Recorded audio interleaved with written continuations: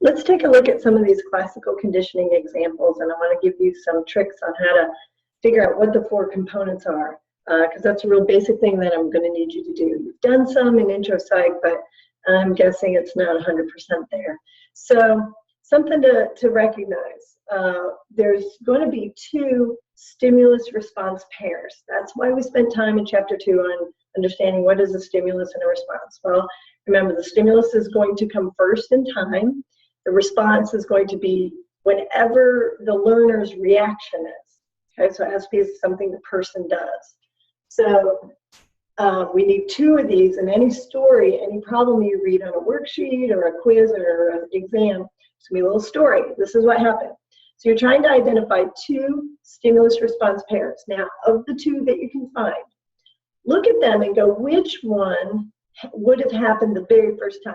Now, that's going to be your US and your UR, unconditioned stimulus, unconditioned response.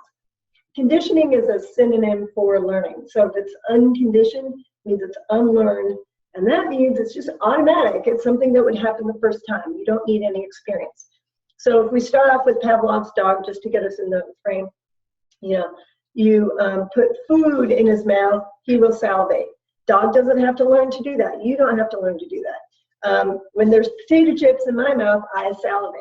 Now when I'm standing in the grocery store and I'm just looking at the bags of chips, my mouth will start to water. This honestly happens. I stand in the chip aisle at Food City and I'm like, well, I don't do that, but my mouth is just like, chips, right? Now, if I had never eaten a potato chip in my life and you showed me a bag of potato chips, my mouth would not start to water. I have no learned association, right? So it's potato chip in my mouth, the actual potato chip, mouth waters, salivation. Now, standing, looking at a bag of potato chips, I will start to salivate. And that took experience.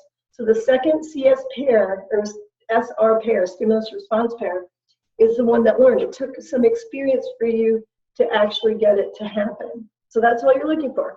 So hopefully you get the dog and me and potato chip example. Let's try a couple others. Do you ever, have someone call on your cell phone and you look at it and you see who it is and you have kind of a reaction to the number? Maybe your mom has been on your case about something and she's kind of annoying you. I know that never happens. And she calls and you're like, okay.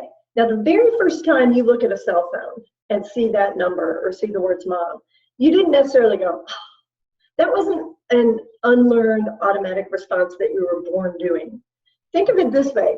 US-UR pairs are things you could pretty much come out of the womb doing. You're just built to do it, right? It's just automatic, innate, sort of reflexive. Babies don't come out and see the word mom and go, oh, crap, right? That's learned. All right, so maybe it's easiest to identify the thing that's learned, at least in that example. So it might have, your cell phone says mom, the words mom on your cell phone. And in this particular example, apologies to all moms, you're like, oh, maybe we'll put a sigh. It's there's an overt behavioral response. There may be a covert thought like, oh, I just can't deal with her now. Okay. But where did that even come from? What's getting you to think that? What was it associated with? Well, she was nagging me, giving me a hard time, whatever, about something. And that right off the bat, I didn't need to learn, if mom's being annoying, I didn't need to learn that. The first time it's like, honey, have you done this yet? Have you done that yet? It's just like the first time. Okay, babies do come out of the womb knowing like, oh, it sucks. All right, so there's one example.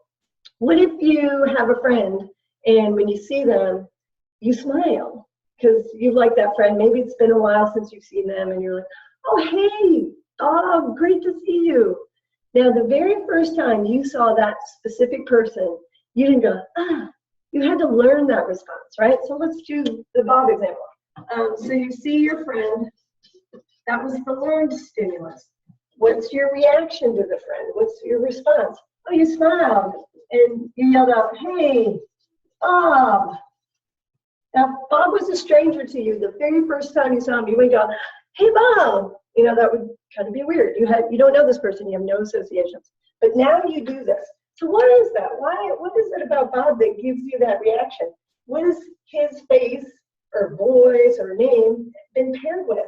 Well, maybe, the first time you met him or at some point while you're hanging out with this guy, he was really fun and you had a good time and he was nice. So I'll put fun time.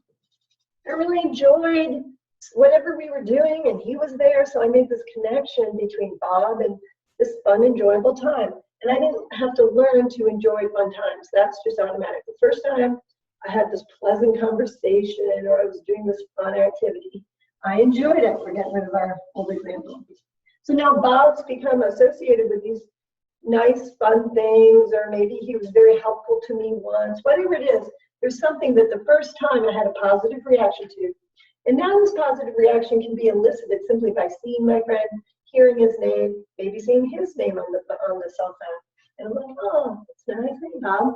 Okay, so that's the trick. I'll end there. It's just two stimulus response pairs that you're looking for. One is only going to happen after there's been some experience, some learning. That's going to be your CS and CR. And the other pair is going to be something that you could reasonably expect would have happened the first time. All right?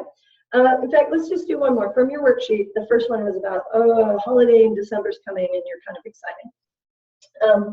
What would that be? And it says, in the example, it says, it's a holiday where as a kid you got gifts and you liked that, and now when you know December's approaching, you get a little excited. Okay, so for this, out of that, it's like, well, look for stimulus response pairs, okay? Well, it talks about you getting excited that December's coming. Okay, now is that something that would have happened the first time December, you were old enough to know it's December? December means something, right? Those are cues. So the fact that December's coming is kind of getting you excited. That's a learned response, right? And what's it connected to in the example from your worksheet? Well, it's connected to when you were a kid, you would get gifts, and that got you excited. Now, the first time you get a gift, so you're a kid, and someone goes, here, this is for you. It's all pretty and, packaged, and they're like, for me, and of course, maybe you just like the paper when you're little. But you get a positive reaction first time. So for that example, we'll leave that. We can say it was the gift, and you're like excited, yay, that was great. I didn't have to learn to be happy. Oh, I like my gift, unless it was a terrible gift, but whatever. Now I say December's coming. Well, and now I have a happy response. I'm kind of excited. But what are the actual cues that tell you a certain holiday is coming? All right, so I grew up celebrating Christmas, so there are things like maybe there's decorations in the store. It's like October and there's decorations.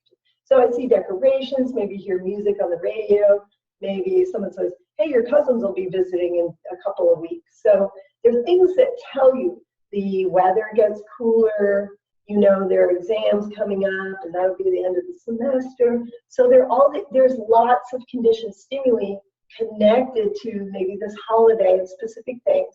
Other USs could have been food. The first time you tasted turkey, or this is really good. Or special things you only have at certain holidays. So the CSs would be all those things. It might be, decorations, music. I'll put the weather, and you're getting kind of excited about that. Now, here's one reason in chapter 4 we'll start talking about processes, and one of them is, so let's say you learn something. What if I presented the CS over and over and over to you without the US backing it up? Now imagine this. Let's say I have a dog and I can make a sound and the dog salivates because it's been connected to food and he's learned this. What if and Pavlov never used a bell, so it's a big myth, but he used tuning forks, other sounds, and visual stimuli. Let's say I have a tuning fork and I ding it, and the dog's salivating. Now I just do that over and over and over, and I never give the dog food. Well, eventually he's going to stop salivating to that conditioned stimulus. He's going to extinguish his conditioned response. It's going to decrease and probably go away. So extinction. Now think about that. Think about if you are someone who does celebrate Christmas and it's October and they put Christmas decorations on.